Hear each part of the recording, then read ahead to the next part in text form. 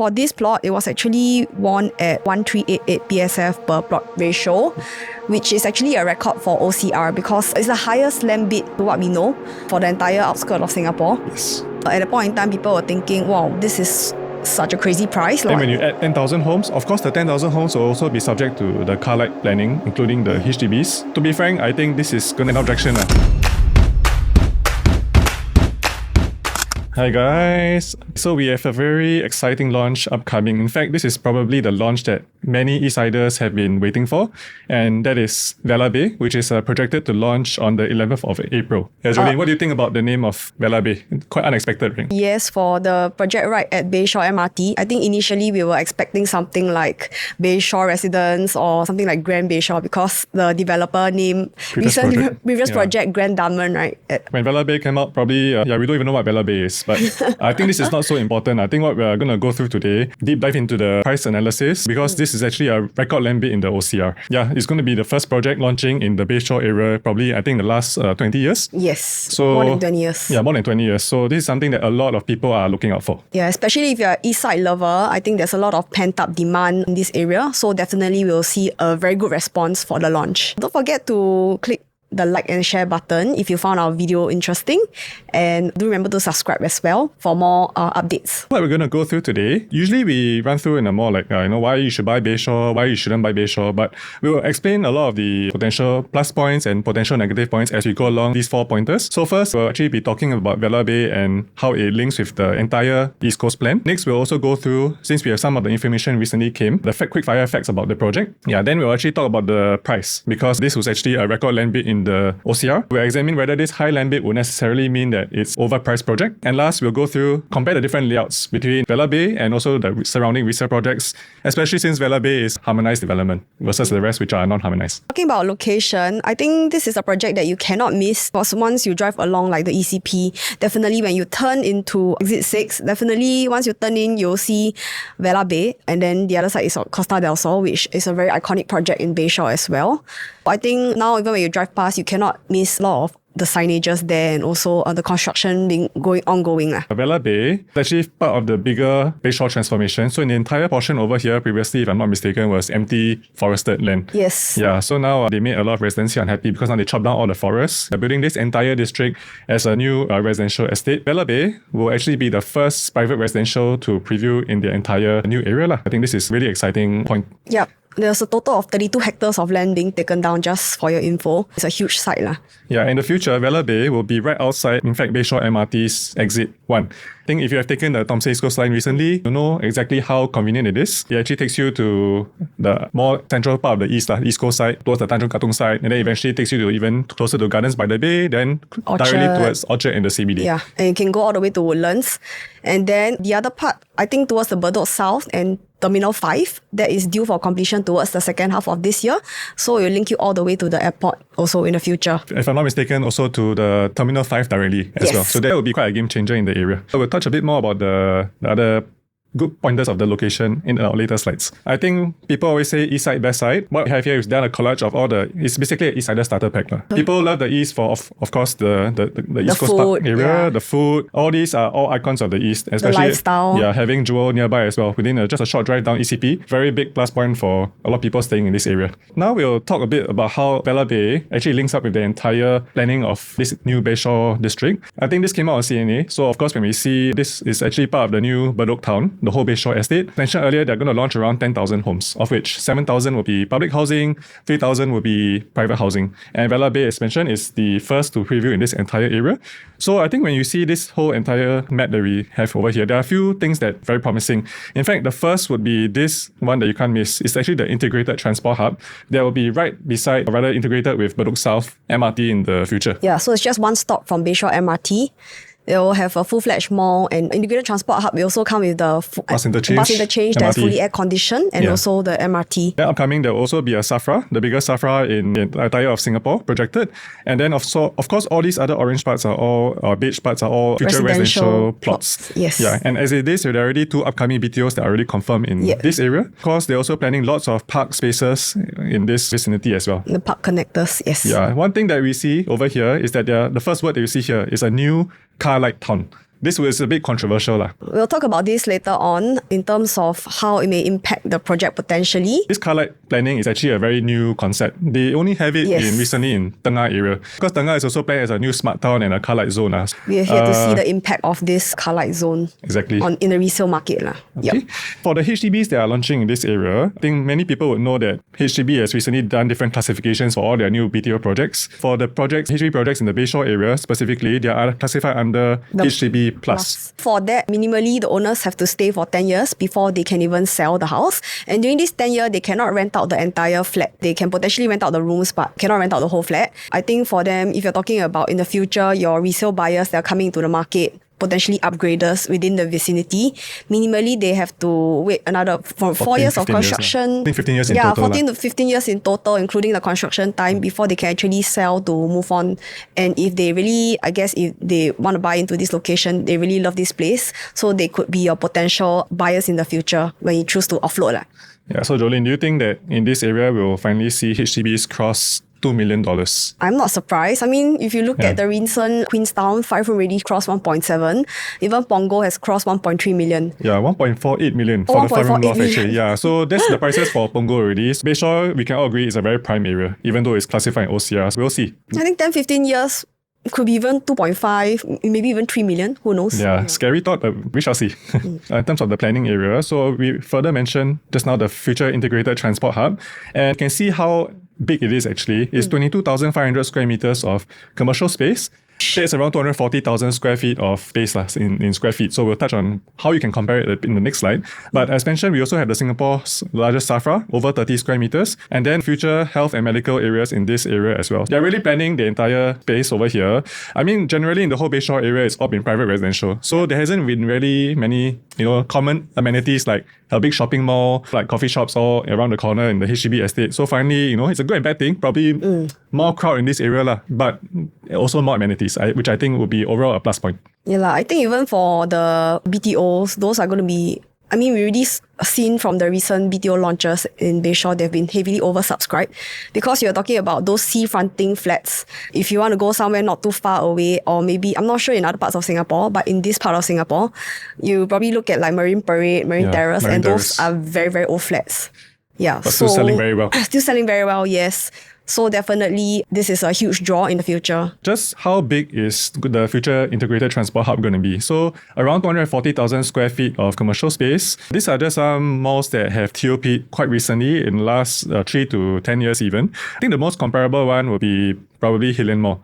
So if you've been to Hillian Mall, it's definitely, you won't call it a small mall at all. Yeah, 240,000 square feet, at least 3 levels. All the anchor tenants usually like the supermarkets, the childcare centre, so on and so forth. I think this is something really positive that the future Bayshore estate can expect. I think traditionally, even at Bayshore area, we don't have that much amenities. If people want to go, they probably will head towards Bedok area or even Siglap area. Even without these amenities, it's already a very popular township. So can you imagine having a mall in the future?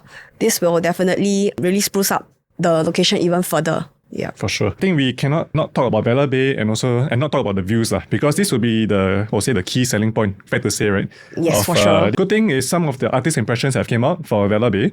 So this is actually how they imagine the building to be, and of course this will be the classic sea views that the East Side lovers really treasure, right? So of course beside is Costa also lah. And I think the good thing is the way they have planned the two buildings. Majority of the units are actually tilted to face towards the sea, so you'll get some sort of sea view. And then if you're not facing the sea, it's towards the unblocked landed side. Either ways, you're actually getting very good views.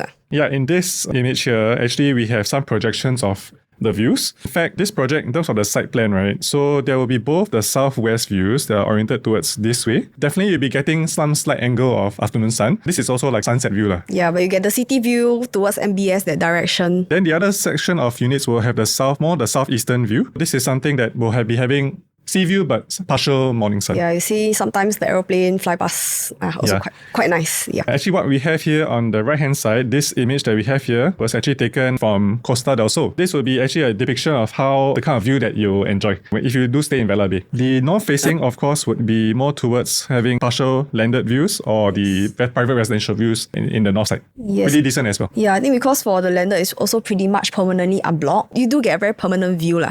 So either ways, I don't think you'll lose out. about? This one, also one of the things that many people have asked us. Yes. So what do you think, Jolene? Well, I think that for this Long Island plan, it's been a making for some time, and there's not much concrete information on when will it exactly be executed and when will it actually happen. So I think it's still quite a long runway towards when it will exactly happen. In fact, we did some AI overview, right? AI kind of summarized this for us. They say that actually the planning is actually happening obviously now, but of course the planning would be over the next probably 5 years or so. Yep. And this is a massive project. This is land reclamation. Then you have to decide what to do on the reclaimed land. This is not a short-term project. In fact, the Greater Southern Waterfront, it's been talked about for 15 to 20 years and it's still not moved. So in fact, probably we can expect maybe construction for this development or this transformation to start maybe earliest is also 2030s, 2035 thereabouts.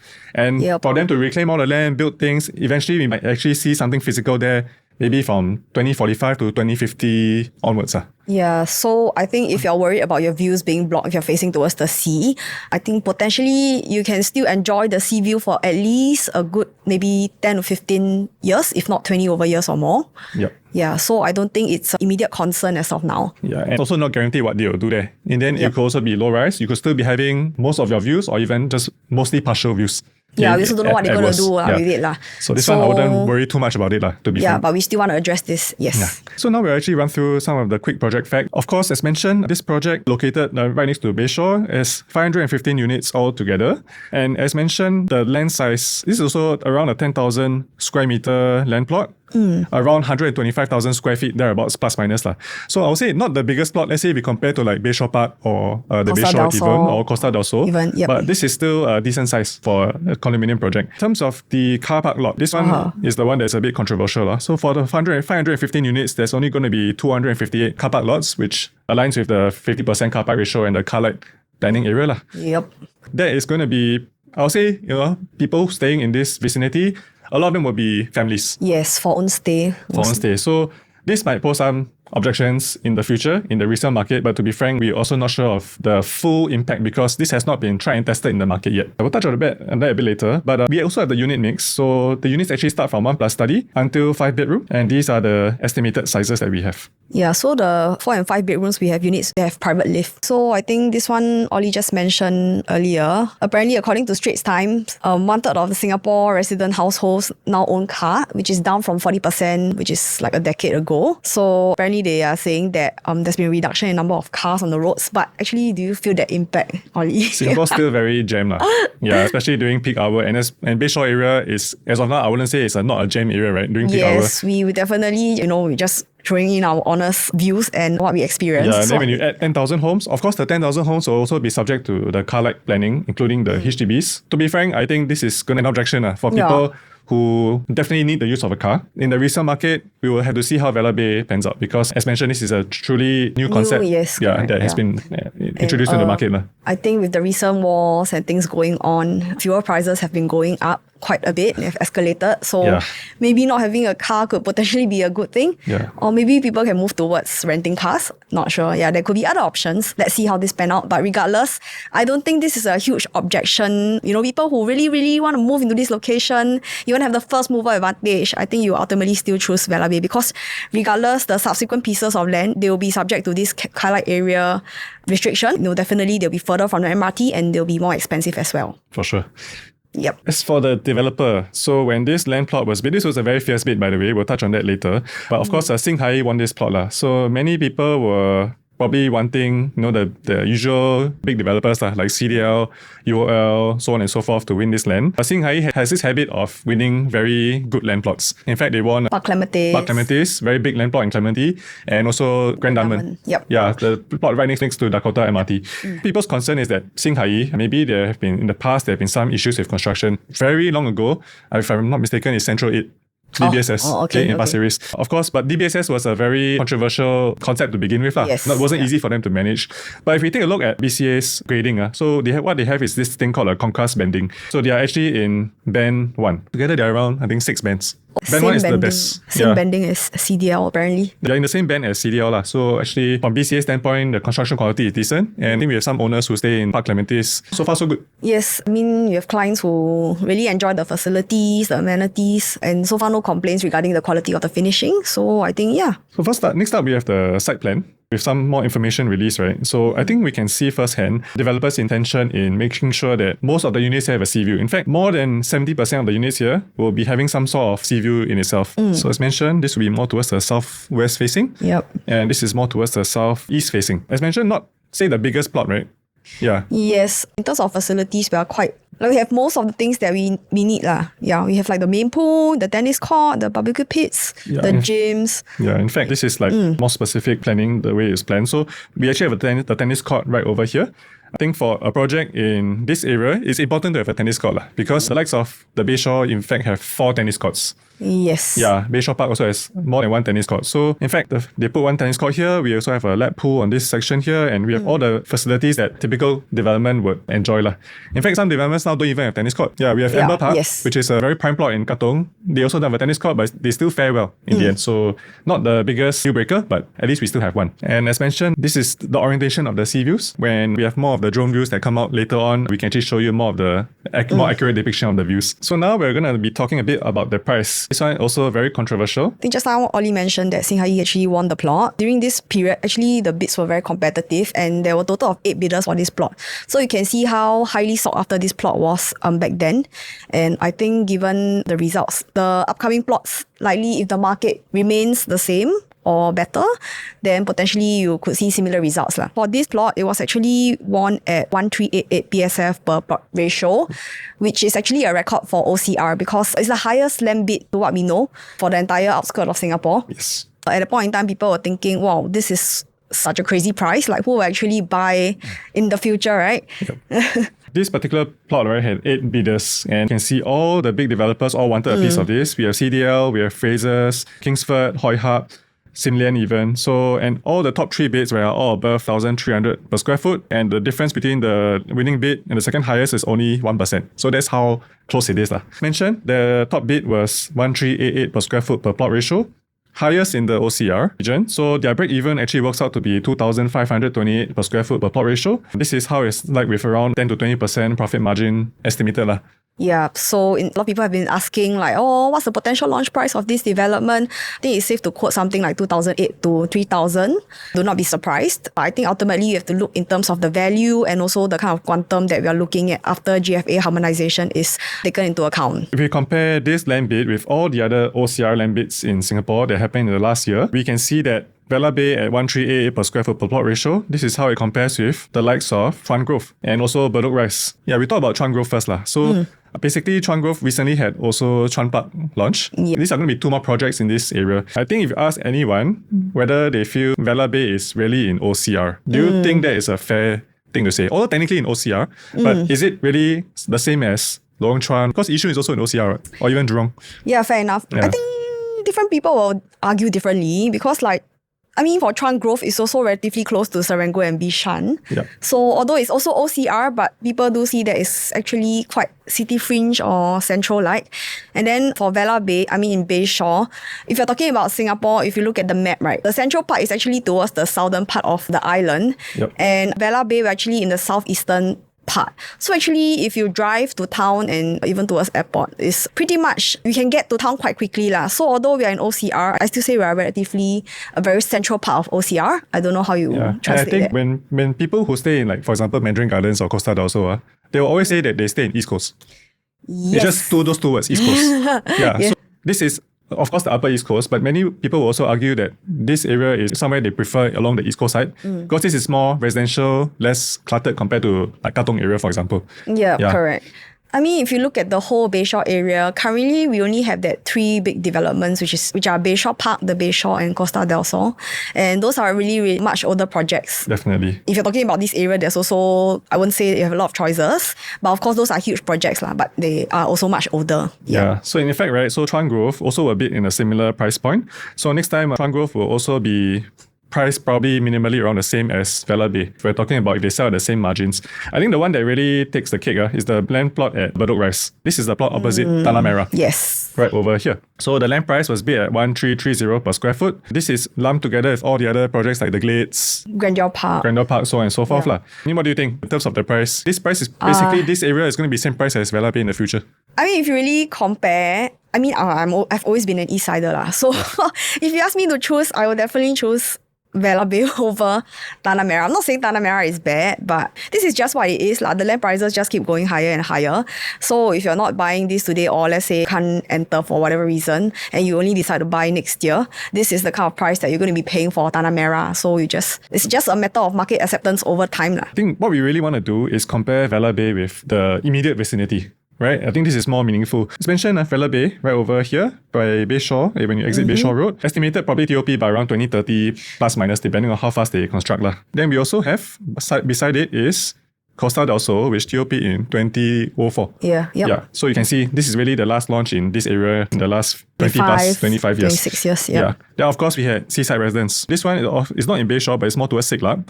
But all these three projects have something in common. They're basically all along the ECP. They're all seafront facing. And they are also relatively near to the respective MRT station on the Thomson-East Coast Line. Exactly.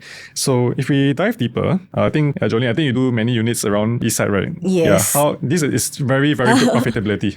Yes, yeah, it's crazy because if you look at Costa del Sol, people will say, oh, it's such an old project, like things like that. But then if you look at the transactions, can you see the amount of profits that people actually make? I mean, during COVID, if I'm not wrong, they were transacting around 1,007, maybe even 1,008 per square foot. Yep. And then we were saying, oh wow, that's such crazy price, right? But look at today, it's already crossed 2,000, 2,001 per square foot even. Yep. And profit is like up to the 1.9 million mark. Yeah, that's crazy, man. Yeah. Seaside also shows a similar trend. So this is the newer project in this area, of course. But you can see even the 4 and 3 bedders have already got profits of 900K to 1.2 million. Yeah, in the span of even like 7-8 years, I guess. Quite a short time in relative terms. Yeah, very healthy profits. The first thing we can do is actually compare on per square foot basis for the three projects. So for Vela Bay, as with the land cost and the break-even price, I think we can use 2,800 to 3,100 per square foot as a basis of prediction. But don't be surprised to see very high floor sea view, potentially hitting 3,002, 3,003. Yes. Yeah, something we cannot rule out. But we're just talking about averages here. If we compare this with Seaside Residences, you can see the range is like from 2,200 average, the highest being 2,700 per square foot. We also need to add harmonization because these projects are not harmonized. So if we add around 7%, they've effectively transacted as high as 2,889 per square foot. Yeah, that's not too far off from the likely launch price of Vela Bay. And definitely, if you are talking about the TOP, that's a 9 years difference. Yep. So it will be 9 years newer compared to like Seaside. Now, of course, we have Costa also. Of course, this is an older project, so definitely per square foot is going to be on the lower side. But let's say we add their highest per square foot at 2,117 in the last 1 to 2 years, and we add a 7% harmonization difference, is at 2,265 PSF. And I think because of the sheer size of Costa del Sol, it's not necessarily cheap. Later we can show you some of the floor plans. Yep. Just on per square foot basis, if we compare with Costa del Sol, actually, of course, Vela Bay is going to look very expensive. But now we're going to look at it from quantum basis. We have the 2-bedroom transacted as well. So if we compare Costa del Sol versus Seaside and Vela Bay, the recent 2-bedroom transactions at Costa del Sol is around 1.68 million. And then for Seaside, it's already 2.06 million. Yep. Yeah. Based on the projected PSF for Vela Bay, we can expect something like about 1.93 to 2.14 million for the 2 bedrooms. Yep. So actually, it's not too far off from what people have paid for Seaside. Actually, we already have the actual sizing for the 2-bed, 2-bath, which is already 689 square feet. The floor plan was already released. So I think this is a range that you can expect to pay for the 2-bed, 2-bath. So then we have 3-bedroom. For 3 bedrooms, if we take a look at Costa del Sol, right? In fact, their 1,313 square feet layout has already transacted for on a 2.78 million on a quantum basis. And this is already a more than 20-year-old project. If you look at Seaside Residence, right? People really love the sea view. This is very obvious. So you can see the 3-bedder, 1,259 square feet, right? It's already transacted to 3.4 million, 2,700 PSF. Yep. Yeah. If we compare with the smaller 3-bedder layout at 1,087, they've already transacted around 2.838 million. So these are the transacted quantums on Seaside and Costa del Sol. So how do we compare with Vela Bay then? Right. Yeah. So for the 3-bedroom at Vela Bay, it will be 1033 square feet for the bigger 3-bedroom. So we're expecting prices to range around 2.9 to 3.2 million. So if you compare that, it's actually cheaper than the 3-bedroom at Seaside. And also relatively just slightly more than what you're paying for Costa del Sol, but you're getting something that is brand new. Yep. And then for the smaller 3-bedroom at 947 square feet, we're expecting around 2.66 to 2.94 million, which is also cheaper than Seaside. So you're getting something that is much newer and also at a more affordable quantum. Yeah, of course, this 947 square feet is not confirmed yet, but they are likely going to have a more compact size. So it's possible that you're going to pay a higher per square foot for Vela Bay, but on a quantum basis, you could be buying a 3-bedder cheaper than your neighbors even that are older. So that's where the true attractiveness comes from, from a purchase price perspective. Ollie, I have clients who are very long-term, like East Side, like hardcore East Side people. Okay. And then they own like big freehold units, like 3 bedrooms, for example. And then, of course, because of the size and the freehold status, the quantum is much higher. So they're asking me, why my old freehold takes so long to sell? But all these new launches are selling left, right, center, and they're 99 years, and they're so tiny. Yes. But I guess it's just the demographic of the people these days, the shift towards, I think for younger family types, and also in terms of like maybe for investment value or people right-sizing from their previous homes and things like that. People are just firstly a sucker for location, and they really like the convenience, so they really don't mind paying for 99 years if it's right at the MRT station, which we have seen from so many launches. And I think for the size wise, like I mentioned, because of the change in demographic, people don't mind smaller units because family sizes are also shrinking, right? Yeah, and it's also more affordable. Yes. Yeah, so having to pay like 3.5 million for a 3-bedroom in, say, one Amber or Alto. Yeah. Maybe some people are just thinking twice about spending so much when they can already buy a 3-bedder at 2.6 to 2.8 million potentially. That's right. And then if we see the 4-bedder comparison, so Costa also transacts around 3.41 million for the latest transaction. Of course, it's a huge floor plate, 1755 square feet. So, but we know that this is the quantum they are able to reach. For Seaside, the 1733 square feet layout transacted for 4.4 million. That was in just November last year. And of course, for Vela Bay, let's just say we have 1292 square feet as a prediction. We could potentially see, based on 28 to 31 per square foot, the quantum going from 3.6 to slightly over 4 mil. Yeah. For a quantum basis, actually, it looks really good for a 4-bedder to own a 4-bedder in this area.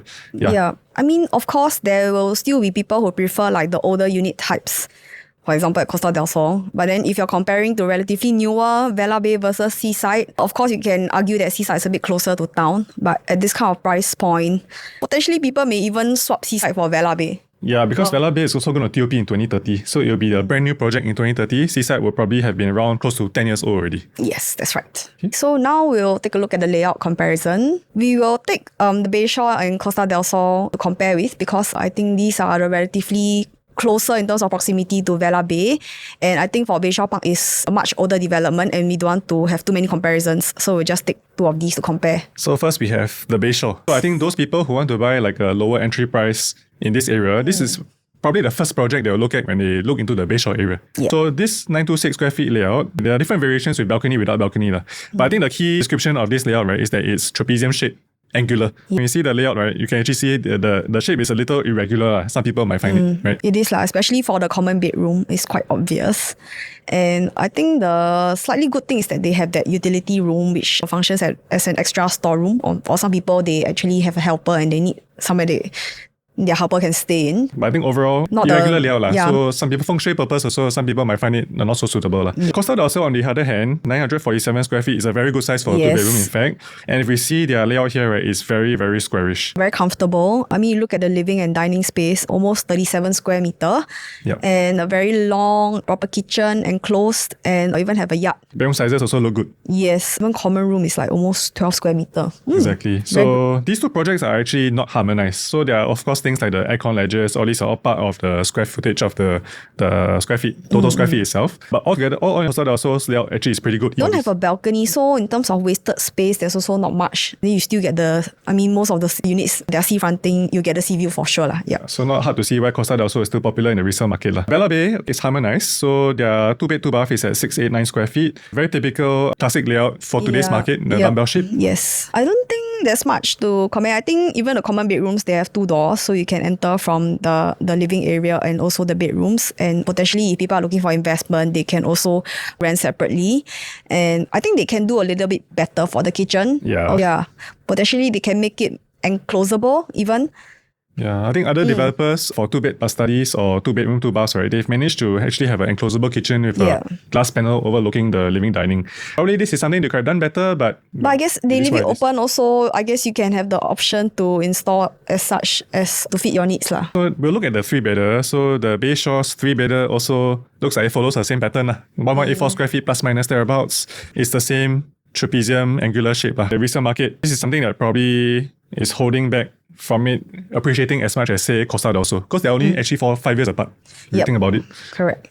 And for Costa del Sol, I think the layout is still pretty good, similar to the 2-bedroom. You see very comfortable bedroom sizes, and they even have like a family area. I guess it's useful if you have kids or you want to put a piano or something. Yep. And then they have proper yard and utility in their kitchen.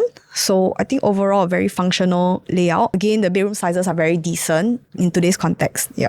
Yeah, then we have Vela Bay. So this is the 1033 square feet layout. It's actually the actual layout, which is probably the show flat layout. This is a very classic, good layout in today's market. Yeah. So this is a 3-bedder harmonized. Has an enclosed kitchen with windows. It has the yard, bomb shelter for storage, and the 3rd bath. 3 good bedroom sizes eventually. Yeah. So I think there's really nothing much to complain about this layout. Yeah, actually, it's pretty good. I mean, 1033 is without the aircon ledges, so potentially it is even bigger if you add in the aircon ledges. That's right. I think you can't complain. You have like everything that you need in a 3-bedroom. Of course, 4-bedders, I think it just follows the same pattern. Bayshore having angular layout. Costa del Sol pre-harmonized, but it's still having a very decent squarish layout, good size bedrooms, good size living rooms. Vela Bay, we don't have the 4-bedder layouts yet, but what we have here is the 5-bedder layout. There's also going to be the show flat layout. These are the classic good sizes. Decent. This one also comes with a private lift. Private lift with the secondary entrance here, junior master at the side, and then we have all the other bedrooms on the other side of house. I think even if the living and dining is like a bit like portrait, but it's actually quite wide as well. Quite wide as well. So like the kitchen size is very decent also with the dry and the wet that links to the yard. So I think there's not much to complain about also. Yeah, I think now with harmonization, now the layouts are a bit more predictable in a good way. So developers now really have to maximize the square footage purely for usable space. And that's why now you see all the layouts generally, we don't have any nonsense like awkward planter boxes and all these anymore. Very efficient layouts as a whole. Yeah, the balcony is not like oversized as well. Yeah. So very decent. Yeah, this comes to the end of our quick review of the project. So we've actually covered stuff like the whole transformation of Vela Bay, the pricing as well, and also some of the layouts that have come out. So if you're interested, do feel free to reach out to us. The launch is happening soon and you definitely don't want to miss it because we're pretty sure that there won't be much left over after the launch day. Yeah, I think this is probably going to be one of those launches that, because River Modern already sold 90%. Yes. Vela Bay is probably going to be selling as well or even better. Thanks for watching the video. Do remember to like and subscribe. See you for the next one. Bye-bye. Bye-bye.